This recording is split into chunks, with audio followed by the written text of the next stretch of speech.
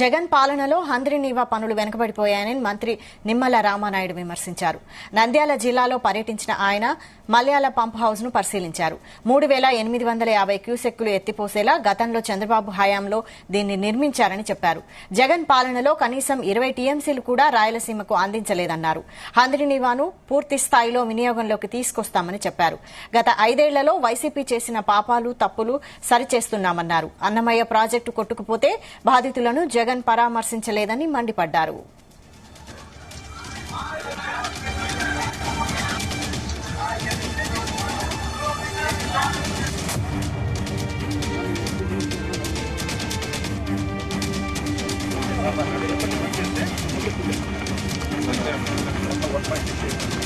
రాయలసీమలో కూడా ఇరిగేషన్ వ్యవస్థ అంతా కూడా నిర్వీర్యమై మళ్ళీ ఒక 20 సంవత్సరాలు వెనక్కిపోయినటువంటి పరిస్థితిలో.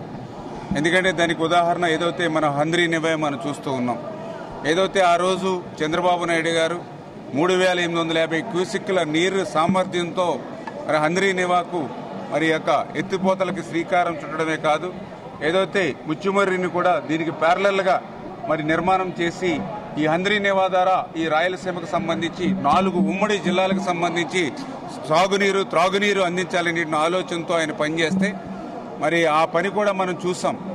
మరి ఈవేళ చూస్తే మరి 1800-1900 క్యూసెక్కులు మాత్రమే వస్తున్నటువంటి పరిస్థితి.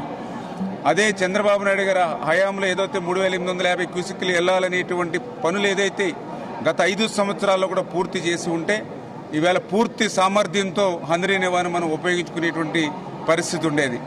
దానికి కారణం మనం చూస్తే గత తెలుగుదేశం ప్రభుత్వ హయాంలో హంద్రీనీవాకి మరి దగ్గర 4000 కోట్ల రూపాయలు 5 సంవత్సరాల్లో మనం ఖర్చు పెడితే 500 కోట్లు కూడా గత 5 సంవత్సరాల జగన్మోహన్ రెడ్డి కాలంలో మరి యొక్క హంద్రీనీవాకు ఖర్చు పెట్టినటువంటి పరిస్థితి.